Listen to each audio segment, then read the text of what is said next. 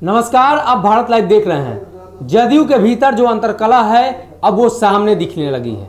आपको बता दें, पोस्टर के जरिए जो कुछ भी हुआ है वो काफी नहीं था। इसके बाद अब नए नए तरीके से विरोध के स्वर उठने लगे हैं। एक तरफ जहां ललन सिंह को अध्यक्ष बनाया गया है, वहीं आरसीपी सिंह का गुट लगातार नाराज चल रहा है, जिसका नजरिया पोस्टर के जरिए भी आपको दिखा था। अब एक बार फिर से आईटी सेल को लेकर घमासान मचा हुआ है जदयू के अंदर।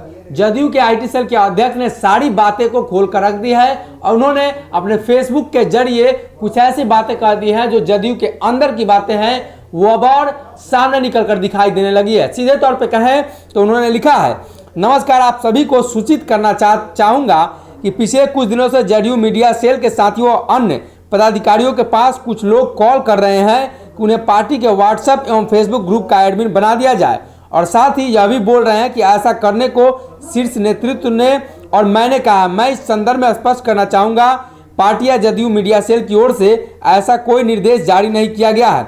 अगर शीर्ष नेतृत्व की ओर से ऐसा कोई निर्देश होता है तो जदयू मीडिया सेल के पास इसकी आधिकारिक जानकारी होती है।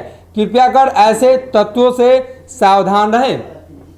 सीधे तौर पे देखें तो कहीं ना कहीं अब जो बातें निकलकर सामने आ रही है उसमें बताया जा रहा है कि पहले ये आरसीपी सिंह के गुट और समर्थकों के बदौलत जिस प्रकार से जदयू को चलाया जा रहा था, अब ललन सिंह अध्यक्ष बने हैं तो उनके गुट के लोग सक्रिय हो गए हैं और आईटी सेल और व्हाट्सएप ग्रुप के माध्यम से उस पर कब्जा करना चाहते हैं। इन तमाम बातों को लेकर उन्होंने फेसबुक के जरिए अपने बातें रखी है और कहा है कि इस तरह की कोई बात नहीं है और जो लोग ऐसा कर रहे हैं वो गलत है, आधिकारिक रूप से वो नहीं कर रहे हैं। जिस बात की चर्चा अब मीडिया जगत में लगातार होने लगी है कि जेडीयू के अंदर की बातें अब धीरे धीरे बाहर आने लगी हैं और जब से अध्यक्ष बने हैं ललन सिंह तब से दो गुटों में लगातार टकराव चल रहा है। ये मामला जब प्रकाश में आया तो उसके बाद डॉक्टर अमरदीप ने इन सारी बातों को लेकर एक और पोस्ट किया है और उस पोस्ट के जरिए अपनी बातों का खंडन किया है और कहा है कि कुछ लोग और मीडिया जगत के कुछ लोग हमारे बात को तोड़ मरोड़ कर पेश कर रहे हैं। सीधे तौर पर उन्होंने लिखा है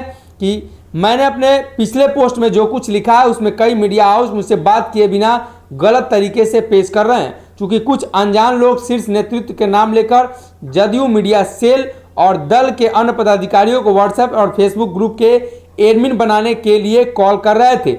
इसलिए मैंने मीडिया प्रभारी होने के नाते मेरा दायित्व तो बनता था कि दल के साथियों को इस संबंध में सावधान कर दूं।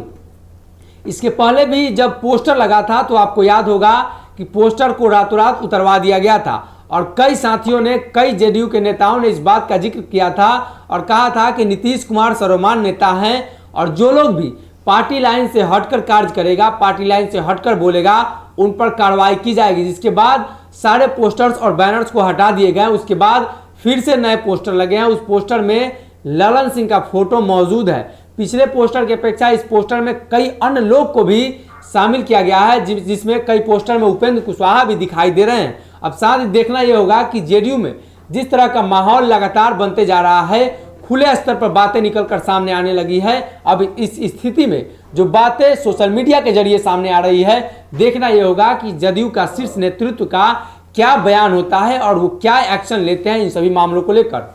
अगर ये वीडियो पसंद आई और वह बिहार के राजनीति और बिहारियत से सरोकार रखेनी तो सब्सक्राइब बटन दबा के चैनल के सब्सक्राइब कर ली। ओजे एगो घंटी बा, ओकरा बटन दबा देला से कुल सटीक और मारक खबर रुआ मुफ्त में मिल जाई। अगर रुआ पत्रकारिता के हमनी के नया प्रयोग में सहयोग कर चाहतानी तो ज्वाइन बटन दबा दी। पेटीएम नंबर नोट कर ली 9386816700। धन्यवाद।